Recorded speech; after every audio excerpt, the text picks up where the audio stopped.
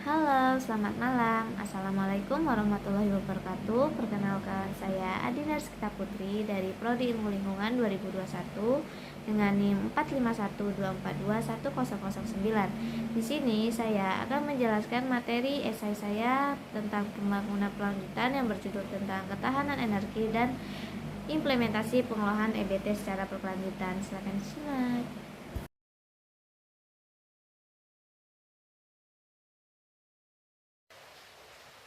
Di dalam sumber daya alam energi ini, kita mempunyai peranan yang sangat penting di dalam sebuah negara, baik di segi ekonomi, sosial, maupun pembangunan nasional. Nah, negara Indonesia ini mempunyai sumber daya alam yang melimpah, baik dalam bentuk sumber daya energi yang terbarukan dan sumber daya energi yang tidak terbarukan. Oleh karena itu, dapat dikatakan negara kita bahwa negara Indonesia ini mempunyai kekayaan energi yang melimpah, sehingga kita dapat menyokong kesejahteraan penduduk Indonesia. Tetapi ketersediaan energi tersebut tidak lagi dapat menunjang kebutuhan energi yang semakin terus bertambah. Hal tersebut terjadi karena ada beberapa faktor karena akibat dari tidak dapat menunjang kebutuhan tersebut. Yang pertama yaitu menurunnya produksi energi dari tahun ke tahun, adanya penipisan sumber daya energi cadangan yang berada di Indonesia, serta Indonesia masih memberatkan pada sumber daya energi yang tak terbarukan, yaitu berasal dari fosil seperti minyak bumi, batu bara, dan gas alam yang digunakan sebagai bahan bakar energi. Oleh karena itu, kelangkaan sumber energi pun terjadi. Nah, oleh karena kita ketahui, energi baru terbarukan atau biasa kita sebut dengan EBT merupakan alternatif terbaik karena penggunaan energi baru dan terbarukan ini menjadi perhatian utama dalam pemerintah Indonesia dalam upaya untuk mengurangi pemakaian energi fosil dan juga dapat mewujudkan energi bersih serta ramah lingkungan. Energi baru terbarukan ini menjadi alternatif terbaik dikarenakan juga penggunaan energi fosil Indonesia masih didominasi, maka dengan seiring berjalannya waktu ketersediaan energi fosil ini semakin menipis dan berkurang. Untuk di dalam pasal 33 ayat 3 Undang-Undang Dasar 1945 mengatakan bahwa bumi dan air, kekayaan alam yang terkandung di dalamnya dikuasai oleh negara dan digunakan sebesar-besarnya dalam untuk kemakmuran rakyat. Nah, di dalam pasal 33 ayat 3 Undang-Undang Dasar 1940 ini mempunyai 3 unsur penting, yaitu ada sumber daya alam, status atau dikuasai oleh negara, dan tujuan yaitu untuk kemakmuran rakyat.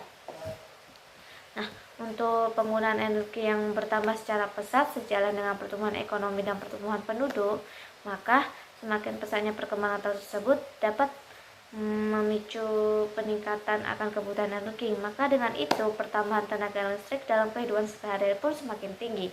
Dan energi ini merupakan sumber daya yang digunakan untuk melakukan berbagai proses kegiatan seperti bahan bakar, listrik, energi mekanik, dan panas. Nah, energi ini berasal dari sumber energi. Pengertian energi ini tercantum dalam Undang-Undang Nomor 30 Tahun 2007 tentang energi. Nah, energi wajib ini dimanfaatkan sebesar-besarnya bagi kemakmuran masyarakat dalam pengelolaan yang mengacu pada asas pembangunan berkelanjutan.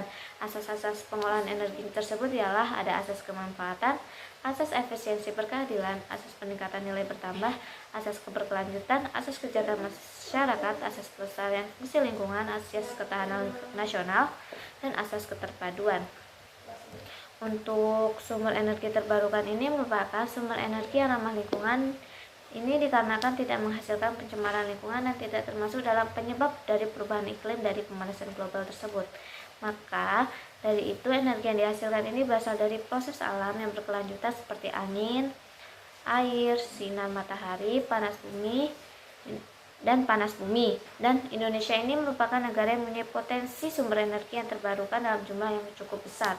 Ini dapat dikatakan karena pengaruh astronomi dan geografis negara Indonesia. Untuk EBT ini adalah energi alternatif yang bisa dimanfaatkan oleh manusia di zaman modern sebagai pengganti dari energi fosil yang mempunyai sifat energi yang tidak terbarukan. Untuk sebagai contoh pelaksanaan EBT Indonesia hingga saat ini mulai sedikit demi sedikit diterapkan dan masih terus dilakukan oleh pemerintah dalam upaya menyediakan energi untuk kehidupan masyarakat, yaitu dengan tersedianya energi listrik dan bahan bakar. Dapat tersebut dapat dijadikan karena semakin meningkatnya kesadaran masyarakat untuk menjaga dan mengelola kelestarian lingkungan dengan baik. Sehingga hal tersebut diperlukan energi yang ramah lingkungan. Dengan kesadaran masyarakat itu dapat ditandai dengan adanya pemanfaatan energi yang sudah mengarah kepada energi baru terbarukan. Selain itu, EBT juga berperan dalam mengatasi sebuah masalah lingkungan. Untuk contoh implementasi dalam pengelolaan EBT atau energi baru terbarukan secara berkelanjutan, yaitu ada implementasi kebijakan pemanfaatan EBT dalam memenuhi kebutuhan listrik di desa-desa terpencil di daerah Sumatera Utara. Nah, ketersediaan listrik ini merupakan menjadi isu penting karena infrastruktur dasar yang bukan hanya sebagai kebutuhan, akan tetapi sebuah kewajiban negara untuk mesejahterakan rakyatnya. Maka dengan itu, pemerintah telah memberikan kewenangannya kepada PT Perusahaan Listrik Negara tersebut atau biasa kita sebut dengan PLN untuk penyediaan energi listrik dalam skala nasional. Akan tetapi PT PLN ini masih memiliki hambatan keterbatasan finansial dalam untuk menyediakan kebutuhan energi masyarakatnya. Dan pelayanan yang dilakukan oleh PT PLN ini belum menjangkau lebih luas lagi, apalagi terlebih daerah-daerah yang terpencil. Oleh karena itu, solusi yang dapat dilakukan oleh pemenuhan energi listrik daerah terpencil tersebut dengan adanya pembangkitan listrik dan memanfaatkan potensi sumber energi baru terbarukan atau biasa kita sebut EBT ialah tenaga surya, tenaga surya, air angin, panas bumi, nuklir, gelombang laut, dan lainnya. EBT dapat dimanfaatkan dalam kebutuhan energi listrik terutama pada daerah pedesaan yang terpencil, akan memberikan kontribusi besar terhadap meningkatkan kesejahteraan masyarakat. Dan dengan bertambahnya pertumbuhan ekonomi daerah tersebut, di daerah Sumatera Utara, isu ketersediaan listrik ini masih menjadi sorotan yang penting karena masih banyak daerah yang belum tersedianya listrik dengan baik, terutama tersebut hal desa terpencil. Nah, hal tersebut dikarenakan adanya disparitas sebuah pembangunan antara perkotaan dan pedesaan mengenai akses masyarakat terhadap infrastruktur pendukung perekonomian di dalam sebuah ketersediaan energi listrik ialah pemanfaatan EBT yang digunakan sebagai sumber energi listrik terutama pada desa terpencil. Maka dengan itu, pemerintah daerah Sumatera Utara membuat program atau sebuah kebijakan pembangunan daerah itu dengan menyediakan sumber energi kebutuhan listrik dengan menggunakan EBT dengan sumber daya air dengan matahari. Dengan mengambil potensi tersebut dari matahari, sudah tidak dapat dipungkiri lagi, Indonesia ini merupakan negara tropis sehingga pemanfaatan terhadap potensi tersebut sudah dilakukan dengan adanya tersebarnya pembangkit listrik tenaga surya atau bisa kita sebut dengan PLTS yang terpusat dan tersebar di Sumatera Utara. Dan juga untuk potensi airnya untuk tenaga listrik tersebut yang berada di Sumatera Utara dapat menghasilkan sebesar daya 1200,18 MW. Karena kurangnya ketersediaan tersebut, pasokan listrik dibagi ke seluruh wilayah lainnya.